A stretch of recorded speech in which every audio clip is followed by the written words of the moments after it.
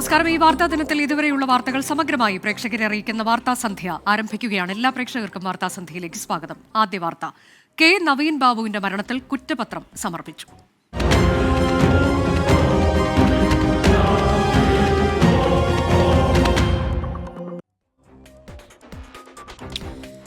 കണ്ണൂർ മുന്നയുടെയും നവീൻ ബാബുവിന്റെ ആത്മഹത്യാ കേസിൽ പി ദിവ്യ കുറ്റക്കാരി എന്ന് കുറ്റപത്രം. ക്ഷണിക്കാത്ത ചടങ്ങിലേക്ക് വന്ന് ദിവ്യ നടത്തിയ അധിക്ഷേപ പരാമർശങ്ങളാണ് ആത്മഹത്യയിലേക്ക് നയിച്ചതെന്നും കുറ്റപത്രം വ്യക്തമാക്കുന്നു. ശാസ്ത്രീയ തെളിവുകൾ അടക്കം ശേഖരിച്ച് തയ്യാറാക്കിയ കുറ്റപത്രം കണ്ണൂർ ഫസ്റ്റ് ക്ലാസ് മാജിസ്ട്രേറ്റ് കോടതിയിൽ സമർപ്പിച്ചു. ഫോൺ രേഖകൾ, CCTV ദൃശ്യങ്ങൾ അടക്കമുള്ള ശാസ്ത്രീയ തെളിവുകൾ, വിവാദ പെട്രോൾ പമ്പ് ഉടമ TV പ്രശാന്തൻ ഉൾപ്പെടെ 79 പേരുടെ സാക്ഷിമൊഴി. നവീൻ ബാബു ആത്മഹത്യ ചെയ്ത 5 മാസത്തിന് ശേഷമാണ് കേസിൽ അന്വേഷണ സംഘം കുറ്റപത്രം സമർപ്പിച്ചത്. നവീൻ ബാബുവിന്റെ യാത്രയപ്പ് ചടങ്ങിൽ പി ദിവ്യ നടത്തിയ അധിക്ഷേപ പരാമർശങ്ങളാണ് ആത്മഹത്യയിലേക്ക് എത്തിച്ചത് എന്നാണ് കുറ്റപത്രം. തുടർന്നുള്ള ഔദ്യോഗിക ജീവിതത്തിൽ ഗുരുതര വേട്ടയാടലുകൾ ഉണ്ടാകുമെന്ന് നവീൻ ബാബു ഭയപ്പെട്ടതായി കുറ്റപത്രത്തിൽ ആമുഖമായി പറയുന്നു. അധിക്ഷേപത്തിന് പിന്നിൽ കൃത്യമായ ആസൂത്രണമുണ്ടെന്നാണ് കണ്ടെത്തൽ. കളക്ടറേറ്റിലെ യാത്രയപ്പിലേക്ക് പി ദിവ്യയ്ക്ക് ക്ഷണമുണ്ടായിരുന്നില്ല. കളക്ടറുടെ സ്റ്റാഫിനെ ഫോണിൽ വിളിച്ച് പരിപാടിയെക്കുറിച്ച് ദിവ്യ അന്വേഷിച്ചു. കണ്ണൂരിലെ പ്രാദേശിക ചാനലിനെ വിളിച്ചു വരുത്തി യാത്രയപ്പ് പരിപാടി ചിത്രീകരിപ്പിച്ചതും അത് പ്രചരിപ്പിച്ചതും പി ദിവ്യ തന്നെയെന്നും കുറ്റപത്രത്തിലുണ്ട്. പി ദിവ്യയുടെ ആരോപണം സാധൂകരിക്കുന്ന സാഹചര്യ തെളിവുകളെക്കുറിച്ചും കുറ്റപത്രത്തിൽ പരാമർശമുണ്ട്. NOC ലഭിക്കുന്നതിന് മുൻപ് പ്രശാന്തൻ ബാങ്കിൽ നിന്ന് പണം പിൻവലിച്ചെന്നും നവീൻ ബാബുവും പ്രശാന്തനും നിരവധി തവണ ഫോണിൽ സംസാരിച്ചുവെന്നും കുറ്റപത്രത്തിലുണ്ട്. എന്നാൽ ആർക്കുവേണ്ടി, എന്തിനുവേണ്ടി ദിവ്യ നവീൻ ബാബുവിനെ അധിക്ഷേപിച്ചു എന്നതിലേക്ക് അന്വേഷണം പോയിട്ടുണ്ടോ എന്ന ചോദ്യം അവശേഷിക്കുകയാണ്. TV പ്രശാന്തൻ നവീൻ ബാബുവിനെതിരെ സൃഷ്ടിച്ച വ്യാജ കൈക്കൂലി പരാതിയും പ്രത്യേക സംഘത്തിന്റെ അന്വേഷണ പരിധിയിൽ വന്നിട്ടില്ല. 24 കണ്ണൂർ. കുറ്റപത്രത്തിൽ തൃപ്തിയില്ലെന്ന് ADM കെ നവീൻ ബാബുവിന്റെ കുടുംബം. കേസിൽ പ്രതിസ്ഥാനത്ത് പി ദിവ്യ മാത്രമാണ്. ഗൂഢാലോചനയിൽ പങ്കെടുത്തവരെക്കുറിച്ച് അന്വേഷിക്കുന്നില്ലെന്നും കുടുംബം ആരോപിച്ചു. വേറൊരു അന്വേഷണ ഏജൻസി വേണമെന്ന നിലപാടിൽ നിയമ പോരാട്ടം തുടരുമെന്നും നവീൻ ബാബുവിന്റെ കുടുംബം വ്യക്തമാക്കി. വഴിയെ പോകുമ്പോൾ കയറി വന്ന് സംസാരിച്ചു എന്നുള്ള തലത്തിലാണ് ദിവ്യ പ്രസംഗത്തിൽ പറയുന്നത്. പിന്നീട് അതിൽ തന്നെ മാറ്റം വരുന്നുണ്ട്. അവർ നന്നായിട്ട് ഗൂഢാലോചന നടത്തി ഇതിനെക്കുറിച്ച് വളരെ ആലോചിച്ചുറപ്പിച്ച് തന്നെയാണ് വന്നത്. അപ്പോൾ തീർച്ചയായിട്ടും ഒറ്റയ്ക്കല്ല, പിന്നിൽ നല്ലൊരു സംഘം തന്നെയുണ്ട്. മറ്റെന്തെങ്കിലും ഇൻറ്റൻഷൻ ഉണ്ടോ എന്നുള്ളത് കൂടി അന്വേഷിക്കേണ്ടതായിരുന്നു. മ്യാൻമാർ ബാങ്കോക്ക് ഭൂകമ്പത്തിൽ മരണം 1000 കടന്നു.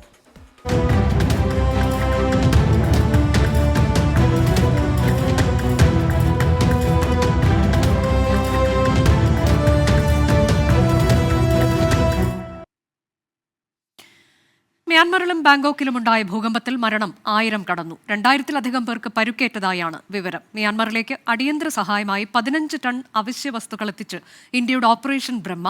സൈനിക മേധാവിയുമായി ടെലിഫോണിൽ സംസാരിച്ച പ്രധാനമന്ത്രി നരേന്ദ്രമോദി. നായ്പിഡോയിലെ ജയിലിൽ കഴിയുന്ന ഓങ് സാൻ സൂചി സുരക്ഷിതയാണ് എന്നാണ് വിവരം. മ്യാൻമറിലെ രണ്ടാമത്തെ വലിയ നഗരമായ മാൻഡലയിലാണ് ഏറ്റവും കൂടുതൽ നാശനഷ്ടമുണ്ടായത്. ഭൂചലനത്തിന്റെ പ്രഭവ കേന്ദ്രത്തിന് സമീപമാണ് നഗരം സ്ഥിതി ചെയ്യുന്നത്. കെട്ടിടാവശിഷ്ടങ്ങൾക്കിടയിൽ കുടുങ്ങിക്കിടക്കുന്നവർക്കായുള്ള തിരച്ചിൽ ദുഷ്കരമാണ്. മുൻ രാജകൊട്ടാരങ്ങൾ, സർക്കാർ കെട്ടിടങ്ങൾ, മാസോയാനെ ആശ്രമം തുടങ്ങി നിരവധി കെട്ടിടങ്ങൾ തകർന്നു. ഡാം തകർന്ന് താഴ്ന്ന പ്രദേശങ്ങളിൽ വെള്ളപ്പൊക്കമുണ്ടായതായും വിവരമുണ്ട്. രാജ്യം ഇതുവരെ നേരിടാത്ത പ്രതിസന്ധിക്ക് പിന്നാലെ മ്യാൻമാർ സൈനിക മേധാവി അന്താരാഷ്ട്ര സഹായം അഭ്യർത്ഥിച്ചു. ടെന്റുകൾ, സ്ലീപ്പിംഗ് ബാഗുകൾ, മരുന്നുകൾ തുടങ്ങി 15 ടൺ അവശ്യ വസ്തുക്കളാണ് ഇന്ത്യ മ്യാൻമറിലെത്തിച്ചത്. ഓപ്പറേഷൻ ബ്രഹ്മ എന്ന പേരിലായിരുന്നു ഇന്ത്യയുടെ സഹായഹസ്തം. മ്യാൻമാർ സൈനിക മേധാവി മിൻ ഓങ് ഫ്ലൈങ്ങുമായി പ്രധാനമന്ത്രി നരേന്ദ്രമോദി ടെലിഫോണിൽ സംസാരിച്ചു. ദുഷ്കരമായ ഈ സമയത്ത് മ്യാൻമാർ ജനതയ്ക്കൊപ്പം നിൽക്കുന്നുവെന്ന് മോദി എക്സിൽ കുറിച്ചു. പട്ടാള ഭരണമുള്ള മ്യാൻമറിൽ ദുരന്തത്തിന്റെ വ്യാപ്തി സംബന്ധിച്ച പൂർണ്ണ വിവരങ്ങൾ പുറത്തുവന്നിട്ടില്ല. വാർത്താ സംവിധാനമൊരുക്കാൻ സഹായിക്കുമെന്ന് ഇലോൺ മസ്കിന്റെ സ്റ്റാർലിങ്ക് കമ്പനി അറിയിച്ചു. മ്യാൻമാർ തലസ്ഥാനമായ നായ്പെഡോയിലെ ജയിലിൽ കഴിയുന്ന ഓങ് സാൻ സൂചി സുരക്ഷിതയെന്നാണ് വിവരം. മ്യാൻമാറിലെ സൈനിക മേധാവി പരിക്കേറ്റവരെ ആശുപത്രിയിലെത്തി സന്ദർശിച്ചു. മാൻഡല വിമാനത്താവളത്തിൽ താത്കാലിക ആശുപത്രി പ്രവർത്തനം ആരംഭിച്ചു. അമേരിക്ക, ഫ്രാൻസ്, ജപ്പാൻ, ചൈന തുടങ്ങിയ രാജ്യങ്ങൾ മ്യാൻമറിന് സഹായമെത്തിച്ചു. ബാങ്കോക്കിൽ മെട്രോയുടെയും ലൈറ്റ് റെയിലിന്റെയും പ്രവർത്തനം പുനരാരംഭിച്ചു. International desk 24. ഇന്നത്തെ മറ്റൊരു പ്രധാനപ്പെട്ട വാർത്തയിലേക്കാണ് ഇനി. വധശിക്ഷ നടപ്പാക്കാൻ തീരുമാനിച്ചെന്ന് അറിയിച്ച് യമനിലെ ജയിലിൽ കഴിയുന്ന മലയാളി നഴ്സ് നിമിഷപ്രിയയ്ക്ക് ഫോൺ കോൾ. വധശിക്ഷയ്ക്കായി തീയതി തീരുമാനിച്ചെന്നും ജയിൽ അധികൃതരെ വിവരമറിയിച്ചുവെന്നും അഭിഭാഷകയെന്ന് പരിചയപ്പെടുത്തിയ സ്ത്രീ പറഞ്ഞതായി നിമിഷപ്രിയ അറിയിച്ചു. ആക്ഷൻ കൌൺസിൽ ഭാരവാഹികൾക്ക് അയച്ച ശബ്ദ സന്ദേശത്തിലാണ് നിമിഷപ്രിയ ഇക്കാര്യങ്ങൾ പറയുന്നത്. നിമിഷപ്രിയയുടെ ശബ്ദ സന്ദേശം 24-ന് ലഭിച്ചു. എന്നാൽ നിമിഷപ്രിയയുടെ വധശിക്ഷയുമായി ബന്ധപ്പെട്ട് ഇതുവരെ അറിയിപ്പൊന്നും ലഭിച്ചിട്ടില്ലെന്ന് യമനിലെ ജയിൽ അധികൃതർ പറഞ്ഞു. യമൻ പൗരനെ കൊലപ്പെടുത്തിയ കേസിൽ വധശിക്ഷയ്ക്ക് വിധിച്ച നിമിഷപ്രിയ നിലവിൽ യമൻ തലസ്ഥാനമായ സനായിലെ ജയിലിലാണ്. അഭിഭാഷകയുടേതെന്ന് പറഞ്ഞാണ് നിമിഷപ്രിയയ്ക്ക് ജയിലിൽ ഫോൺ കോൾ വരുന്നത്. വധശിക്ഷ നടപ്പാക്കാൻ തീയതി നിശ്ചയിച്ചുവെന്നും ഇക്കാര്യം ജയിൽ അധികൃതരെ അറിയിച്ചുവെന്നുമായിരുന്നു സന്ദേശം. ഈദ് അവധിക്ക് ശേഷം എന്താകുമെന്നറിയില്ല. എല്ലാവരും തന്നോട് വിഷമത്തോടെയാണ് പെരുമാറുന്നതെന്നും ശബ്ദ സന്ദേശത്തിൽ നിമിഷപ്രിയ പറയുന്നു. മെയിൻ ഓഫീസിലെ ഫോണിലേക്ക് വിളിച്ചിട്ട് നിമിഷയെ വേണം എന്ന് പറഞ്ഞിട്ട് അവിടെ തന്നെ വിളിച്ചായിരുന്നു. ഞാൻ പോയി ഫോൺ അറ്റൻഡ് ചെയ്തു. അന്നേരം അവരെന്നോട് പറയുന്നത് ഇങ്ങനെയാണ്, വധശിക്ഷ നടപ്പാക്കാനുള്ള ഡേറ്റ് ഫിക്സ് ചെയ്തു എന്നാണ് പറയുന്നത്. അതിൻ്റെ ഓർഡർ ഇവിടെ ജയിലിൽ വരെ എത്തിയിട്ടുണ്ട് എന്നാണ് പറയുന്നത്. അതിപ്പോൾ ജയിലിലെത്തുന്നത് എല്ലാവരുടെയും സൈനോട് കൂടി ആയിരിക്കും ഇവിടെ എത്തുന്നത്. എന്ന് വെച്ചാൽ എന്തായിരിക്കും, ഇപ്പോൾ അവരുടെ ഈദും റംസാനൊക്കെ കഴിയുമ്പോഴത്തേനും നമ്മളെ തീർക്കാനുള്ള പരിപാടി ആയിരിക്കുമോ? നിമിഷപ്രിയയുടെ മോചനത്തിനായി പ്രവർത്തിക്കുന്ന ആക്ഷൻ കൗൺസിൽ അംഗങ്ങൾക്ക് അയച്ച സന്ദേശത്തിലാണ് ഇക്കാര്യങ്ങൾ വ്യക്തമാക്കിയിരിക്കുന്നത്. കൊല്ലപ്പെട്ട യമൻ പൗരന്റെ കുടുംബവുമായി കൂടിക്കാഴ്ച നടത്താൻ നിമിഷപ്രിയയുടെ അമ്മ യമനിലേക്ക് എത്തിയിരുന്നുവെങ്കിലും കുടുംബത്തെ കാണാൻ കഴിഞ്ഞിരുന്നില്ല. 24 ഡൽഹി. കേരള സർവകലാശാല MBA പരീക്ഷയുടെ ഉത്തരക്കടലാസ് നഷ്ടമായതിൽ ഗൂഢാലോചന സംശയിക്കുന്നതായി ഉന്നത വിദ്യാഭ്യാസ മന്ത്രി ഡോക്ടർ ആർ ബിന്ദു.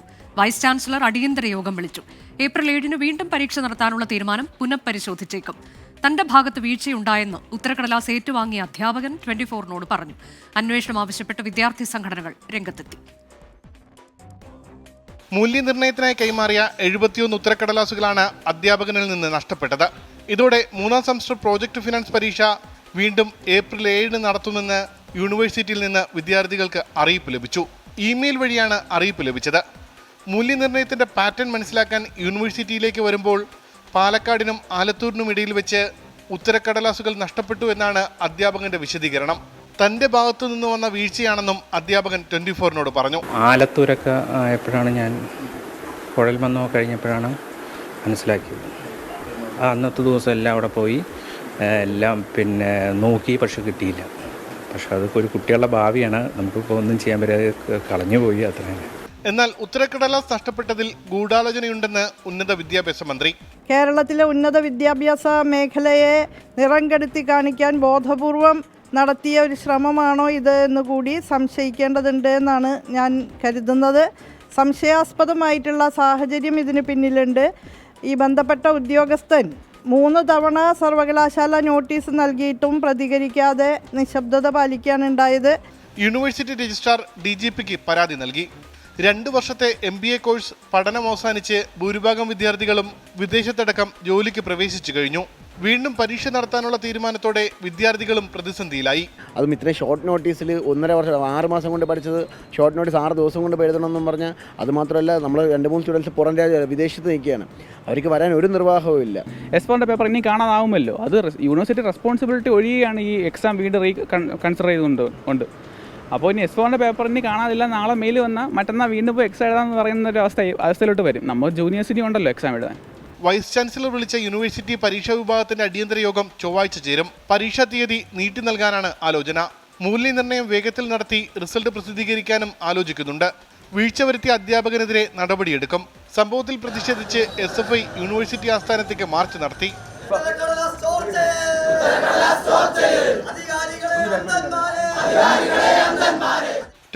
തിരുവനന്തപുരം. തിരികെ വാർത്താസന്ധ്യയിലേക്ക്. അക്രമത്തിനും ലഹരിക്കുമെതിരെ 24-ന്റെ ജനകീയ പ്രതിരോധ യാത്ര തുടരുന്നു. ജനഹൃദയങ്ങൾ കീഴടക്കി SKN40. VPS Lakeshore presents SKN40, presented by VPS Lakeshore, co-presented by Lulu Group India, Ujala Fabric Conditioner, co-powered by MyG Future, Xylem Learning App, Indian Institute of Commerce, Lakshya, Leela Ravis. Celebrating partners, Joya Lucas, Jain Deemed to be University, Kochi, Crown Plaza, Kochi, VKC Dibon, Swayamvara Silks. NIMS, a unit of NI Educational Trust. MGM Educational Institutions. Medimix, Rich Max Finvest, Region Care, Benny's Royal Tours Private Limited, G-Tech Computer Education, Milma, New Rajasthan Marbles.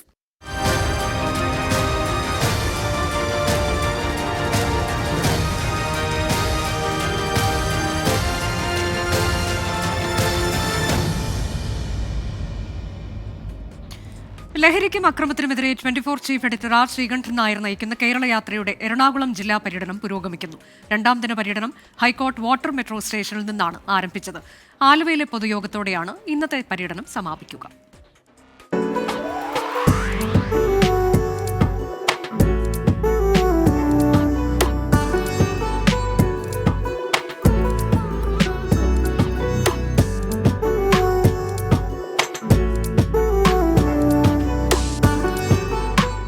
High court water metro സ്റ്റേഷനിൽ വ്യാപാരികളും വിദ്യാർത്ഥികളും നാട്ടുകാരും കേരള യാത്രയ്ക്ക് ഐക്യദാർഢ്യവുമായെത്തി. ലഹരി വ്യാപനത്തിനെതിരെ Ernakulam Saint Albert's കോളേജിലെ വിദ്യാർത്ഥികളുടെ ഉറച്ച ശബ്ദം.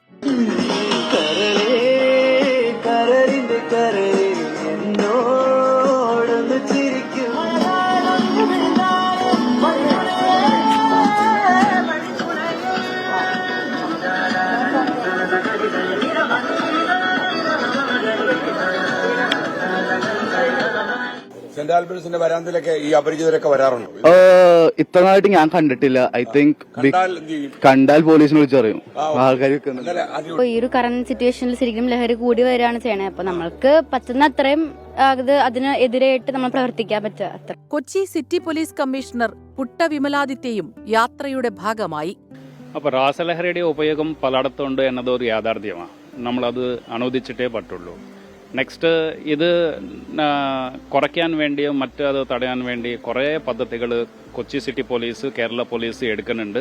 നമ്മുടെ സംസ്ഥാന ഭരണം ഇത് ഏറ്റവും പ്രയോറിറ്റി ആയിട്ടാണ് ഇത് എടുത്തത്. Kochi metro rail MD Loknath Behera Kerala യാത്രയ്ക്ക് പിന്തുണയുമായെത്തി. പിന്നെ എൻഫോഴ്സ്മെന്റ് നല്ലതായിട്ട് ചെയ്യണം, പിന്നെ അവയർനെസ് പ്രോഗ്രാം ചെയ്യണം. പക്ഷെ എൻ്റെ ഒരു പേഴ്സണൽ കാര്യമാണെങ്കിൽ പാരന്റ്സ് കുറച്ചുകൂടി സ്ട്രിക്റ്റ് ആയാൽ മതി, കുറച്ചോ അതവർ വിട്ടുകൊടുക്കേണ്ട. യാത്ര പുരോഗമിക്കുമ്പോൾ ലഹരി വ്യാപനം തടയാനുള്ള നിർദ്ദേശങ്ങൾ ജനങ്ങൾ 24-മായി പങ്കുവച്ചു. ഇന്ന് പിടിക്കുന്നു എന്ന് വൈകുന്നേരം ആകുമ്പോൾ ജാമ്യത്തിൽ ഇറങ്ങുന്നു. നേരത്തെ സാറ് പറഞ്ഞ പോലെ നമ്മുടെ നിയമങ്ങൾ പൊളിച്ചെഴുതണം. പണ്ട് കാലത്ത് ഇത്തരം മയക്കുമരുന്നുകളില്ല, ഇത്രയും ആഭാസ തരങ്ങളില്ലാത്ത കാലത്ത് എഴുതിയുണ്ടാക്കിയ നിയമങ്ങൾ കാലത്തിന് അനുസൃതമായിട്ട് മാറ്റി എഴുതുക.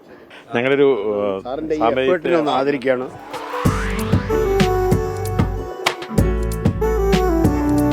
വളരെ നല്ലൊരു പരിപാടിയാണിത്. വളരെ ജനങ്ങൾ വളരെയധികം സ്വീകരിക്കുന്ന ഒരു പരിപാടിയും വളരെ നല്ലൊരു പരിപാടിയും. കേരള യാത്രയ്ക്ക് പിന്തുണയുമായി narcotics assistant commissioner Abdul Salam, Kochi mayor M. Anilkumar ഉൾപ്പെടെയുള്ളവരും വിവിധ സംഘടനകളും എത്തി. വൈകിട്ട് ആലുവയിൽ ജനകീയ പങ്കാളിത്തത്തോടെ പൊതുയോഗം നടക്കും. 24 കൊച്ചി. ലഹരിക്കും അക്രമത്തിനുമെതിരെ 24 chief editor R Sreekandan Nair നയിക്കുന്ന കേരള യാത്രയ്ക്ക് ഐക്യദാർഢ്യവുമായി കൊച്ചിയിലെ റീജൻ കെയർ സെന്റർ. യാത്രയ്ക്ക് ആശംസ നേർന്ന് സ്ഥാപകരും ഡോക്ടർ ദമ്പതികളുമായ ഡോക്ടർ വിനീതും ഭാര്യ ഡോക്ടർ അശ്വതി മോഹനും. തെക്കേ ഇന്ത്യയിലെ ആദ്യത്തെ റീജനറേറ്റീവ് മെഡിസിൻ സെന്ററാണ് റീജൻ കെയർ.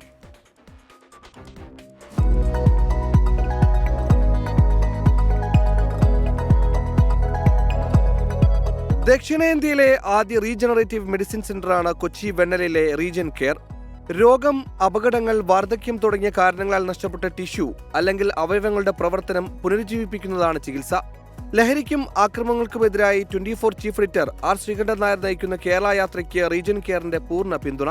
ഇപ്പോൾ ഒരു യൂത്തിനെ നോ ടു ഡ്രഗ്സ് എന്ന് പറയുന്നതിന്റെ അല്ല, അവർക്ക് അതിൽ നിന്ന് മാറണമെങ്കിൽ അവർക്കൊരു ഇപ്പൊ ഫുട്ബോൾ കളിക്കുക അല്ലെങ്കിൽ ക്രിക്കറ്റ് കളിക്കുക, ആ തരത്തിലുള്ള ഒരു ആ ഹോർമോണൽ ചേഞ്ചസ് അവർക്ക് ലഹരി അല്ലാത്ത വേറെ അഡിക്ഷൻസ് ഉണ്ട് എന്ന് മനസ്സിലാക്കുന്നത് സ്കൂളിൽ നിന്ന് തുടങ്ങണം എന്നുള്ളതാണ്. നമ്മൾ പേഷ്യൻസിൻ്റെ നീഡ് ആദ്യം മനസ്സിലാക്കും. അവർക്കിപ്പോൾ എന്തെങ്കിലും ഇൻസെക്യൂരിറ്റീസ് ഉണ്ട്, അവർക്ക് എന്തെങ്കിലും ഒരു മാറ്റം വരുത്തണം എന്നുണ്ടെങ്കിൽ അതിനെ സ്പെസിഫിക്കലി നമ്മൾ ടാർഗറ്റ് ചെയ്തിട്ട് അതായിരിക്കും നമ്മൾ പറയുക. അപ്പോൾ ഇനീഷ്യലി മരുന്നുകൾ തന്നെ നമ്മൾ സ്കിന്നിന് കൊടുക്കുന്ന സ്കിന്നെ ബെറ്റർ ആക്കാനുള്ള മരുന്നുകൾ തന്നെ കൊടുക്കും. പ്ലസ് അതിന് നമ്മളെ ഹെൽപ്പ് ചെയ്യുന്ന പ്രൊസീജിയേഴ്സും നമ്മളിവിടെ കൂടുതൽ ചെയ്യുന്നുണ്ട്.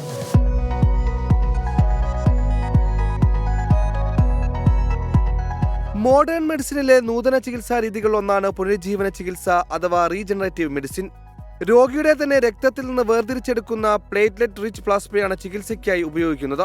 ബ്ലഡ് ടെസ്റ്റ് വേണ്ടിയുള്ള എല്ലാ ടെസ്റ്റുകളും ചെയ്യും. ഇത് നമ്മൾക്ക് ഏറ്റവും എങ്ങനെയാണ് റീജനറേറ്റീവ് മെഡിസിൻ ചെയ്യാന്ന് പറഞ്ഞാൽ വെറുതെ ബ്ലഡിൽ നിന്ന് പ്ലേറ്റ്ലെറ്റ്സ് സെപ്പറേറ്റ് ചെയ്താൽ പോരാ. അതിൽ ഈൽഡ് എന്ന് പറയും. നമ്മൾക്ക് എത്ര സെല്ല് കൗണ്ട് ചെയ്യണം, അങ്ങനെ സെൽ കൗണ്ടേഴ്സ് എല്ലാം ഉണ്ട്. അത് ഏറ്റവും ലേറ്റസ്റ്റ് ആയിട്ട് വേണം നമ്മൾ സെപ്പറേറ്റ് ചെയ്യാൻ. അല്ലെങ്കിൽ അതിന് ഈൽഡ് വെറുതെ ഗുണം ഉണ്ടാവില്ല. ഇപ്പം നമ്മൾ വെറുതെ PRP എന്ന് പറഞ്ഞാൽ കുത്തിവെച്ച് അങ്ങനെ ഗുണം കിട്ടത്തില്ല. അപ്പോൾ എത്ര സെല്ലുണ്ട്, ഒരേ പ്രായത്തിനനുസരിച്ചിട്ട് എത്ര ഗ്രോത്ത് ഫാക്ടേഴ്സ് വേണം, എത്ര വെയിറ്റിനനുസരിച്ചിട്ട് എത്ര ടൈപ്പ് വേണം. ഇപ്പോൾ രക്തം കട്ട പിടിക്കാതിരിക്കാനായിട്ടുള്ള മരുന്ന് ആസ്പിരിൻ ക്ലോപ്ലെറ്റ് കഴിക്കുന്ന പേഷ്യൻസ് ഉണ്ട്. അവർക്കൊക്കെ സെപ്പറേറ്റ് ആയിട്ടുള്ള മെഷീൻസും സ്പിന്നും എല്ലാം വ്യത്യാസം. ശസ്ത്രക്രിയ ഒഴിവാക്കിക്കൊണ്ടുള്ള ഈ ചികിത്സാ രീതിയിൽ സമയനഷ്ടവും ശസ്ത്രക്രിയക്കുള്ള ഭാരിച്ച ചിലവും ഒഴിവാകുന്നു. കാലിന്റെ മുട്ട് ഓപ്പറേഷൻ ചെയ്ത ഈ ഡോക്ടറുടെ ഞാനൊരു മകനെ പോലെയാണ് കണ്ടിരിക്കുന്നത്. ഇപ്പൊ കൈക്ക് പെട്ടെന്ന് ഒരു പാടുകേട് വന്നത് കാരണം ഇവിടെ വന്നതാണ്. ഇപ്പൊക്കെ ഓക്കെ. 2 കിലോമീറ്റർ എടുത്തിട്ട് നിൽക്കുക. ഇവിടെയും ഒരു 7 മാസത്തിന് മുമ്പ് ഒരുപാട്, ഇപ്പൊ എനിക്ക് 7 മാസത്തിന് മുമ്പ് എടുത്താൽ ഒരുപാട് ഗുണമുണ്ട്. അതുകൊണ്ട് ഞാൻ വീണ്ടും കൊല്ലത്ത് ഇവിടം വരെ വന്നതാ. ഇതിനു വേണ്ടി 10 ദിവസത്തെ അവധിക്ക് വന്നതാ. സ്മാർട്ട് യുവ ഡോക്ടേഴ്സായി ഇരുവരും സിനിമാ മേഖലയിലും സജീവമാണ്. പല സിനിമകളിലും നിർമ്മാണ പങ്കാളികളാണ് ഈ ഡോക്ടർ ദമ്പതികൾ. 24 കൊച്ചി. ലഹരിക്കും അക്രമത്തിനുമെതിരെ 24 chief editor R Sreekandan Nair നടത്തുന്ന കേരള യാത്രയുടെ പൂർണ്ണരൂപം പ്രേക്ഷകർക്ക് കാണാം. 24ന്റെ SKN40 എന്ന കവറുള്ള യൂട്യൂബ് പേജിലും സോഷ്യൽ മീഡിയ പേജുകളിലും ലഭ്യമാണ്. തിരികെ വാർത്താസന്ധ്യയിലേക്ക് ഇനി ഇന്നത്തെ മറ്റു ചില വാർത്തകൾ ചുരുക്കത്തിൽ നോക്കാം. ചാലക്കുടി നഗരത്തിൽ ഇറങ്ങിയ പുലിയെ മയക്കുവെടി വെച്ച് പിടികൂടണമെന്ന് MLA സനീഷ് കുമാർ ജോസഫ്. ഇന്നലെ കാടുകുറ്റി കുറുവക്കടവിൽ വളർത്തുനായയെ പുലി ആക്രമിച്ചു. അതിനിടെ ഇടുക്കി വണ്ടിപ്പെരിയാറിൽ വീണ്ടും പുലി ഇറങ്ങി. വയനാട് ചുണ്ടയിൽ ആനപ്പാറയിൽ വീണ്ടും കടുവയുടെ ആക്രമണം. കോഴിക്കോട് കോവൂർ ഇരിങ്ങാടൻപള്ളി റോഡിലെ രാത്രികാല കടകൾ രാത്രി 10:30 വരെ പ്രവർത്തിക്കും. റോഡരികിലെ വാഹന പാർക്കിംഗ് ഒഴിവാക്കാനും പ്രദേശത്ത് CCTV ക്യാമറകൾ സ്ഥാപിക്കാനും പോലീസ് വിളിച്ചു ചേർത്ത സർവകക്ഷി യോഗത്തിൽ തീരുമാനം. കടകളുടെ പ്രവർത്തനവുമായി ബന്ധപ്പെട്ട് സംഘർഷമുണ്ടായ പശ്ചാത്തലത്തിലാണ് നടപടി. തിരുവനന്തപുരം വിമാനത്താവളത്തിലെ IB ഉദ്യോഗസ്ഥ മേഘയുടെ മരണത്തിൽ കൂടുതൽ ആരോപണങ്ങളുമായി കുടുംബം. മകളെ IB ഉദ്യോഗസ്ഥനായ മലപ്പുറം സ്വദേശി സുകാന്ത് സുരേഷ് സാമ്പത്തികമായി ചൂഷണം ചെയ്തുവെന്ന് പിതാവ് മധുസൂദരൻ. സാമ്പത്തിക ഇടപാടുകൾ സംബന്ധിച്ച രേഖകൾ പിതാവ് പോലീസിന് കൈമാറി. പാലക്കാട് കൊല്ലങ്കോട് നെന്മേനിയിൽ അമ്മയെയും മകനെയും കുളത്തിൽ മരിച്ച നിലയിൽ കണ്ടെത്തി. നെന്മേനി സ്വദേശി ബിന്ദു, മകൻ സനോജ് എന്നിവരാണ് മരിച്ചത്. ഇരുവരും കുളത്തിൽ കുളിക്കാൻ പോയതാണെന്ന് ബന്ധുക്കൾ. മലപ്പുറത്തും കണ്ണൂരിലും വൻ ലഹരിവേട്ട. മലപ്പുറത്തും കണ്ണൂരിലുമായി 450 ഗ്രാം MDMA പിടികൂടി. 4 പേർ അറസ്റ്റിൽ. ബംഗളൂരുവിൽ ലഹരിക്കേസിൽ പിടിയിലായ തൃശൂർ മനക്കുടി സ്വദേശി ആൽവിൻ തെളിവെടുപ്പിനിടെ ചാടിപ്പോയി. തൃശൂർ ചെറുതുരുത്തിയിൽ കൊലക്കേസ് പ്രതി മദ്യലഹരിയിൽ അമ്മയെ ക്രൂരമായി മർദ്ദിച്ചു. കൊണ്ടയൂർ സ്വദേശി ശാന്തയ്ക്കാണ് മർദ്ദനമേറ്റത്. സഹോദരനെ കൊലപ്പെടുത്തിയ കേസിൽ ജാമ്യത്തിലിറങ്ങിയ ശേഷമായിരുന്നു മകൻ സുരേഷ് അമ്മയെ മർദ്ദിച്ചത്. മലയാള സിനിമാ ചരിത്രത്തിലെ റെക്കോർഡുകൾ തിരുത്തി മോഹൻലാൽ പൃഥ്വിരാജ് ചിത്രം എമ്പുരാൻ. റിലീസ് ചെയ്ത് 48 മണിക്കൂറിൽ എമ്പുരാൻ സ്വന്തമാക്കിയത് 100 കോടി ക്ലബ് എന്ന ചരിത്ര നേട്ടം. ആഗോളതലത്തിൽ ആദ്യ ദിനം ഏറ്റവും കൂടുതൽ കളക്ഷൻ നേടുന്ന മലയാള ചിത്രം എന്ന റെക്കോർഡും എമ്പുരാന്. വിവാദങ്ങൾക്കില്ലെന്നും എല്ലാവരും ചിത്രം കാണണമെന്നും കേന്ദ്രമന്ത്രി ജോർജ് കുര്യൻ. നേപ്പാളിൽ രാജഭരണം പുനഃസ്ഥാപിക്കണമെന്നാവശ്യപ്പെട്ട് പ്രതിഷേധിച്ച 100 ആളുകൾ അറസ്റ്റിൽ. രാജഭരണത്തെ അനുകൂലിക്കുന്ന സംഘടന ചീഫ് കോർഡിനേറ്റർ നവരാജ് സുബേദിയെ വീട്ടുതടങ്കലിലാക്കി. കാഠ്മണ്ഡു വെസ്റ്റ് മേഖലയിൽ ഏർപ്പെടുത്തിയ കർഫ്യൂ പിൻവലിച്ചു. കാലാവസ്ഥ റിപ്പോർട്ട്. ഇപ്പോഴത്തെ കാലാവസ്ഥ സമർപ്പിക്കുന്നത് Berger paints 100 years of trust.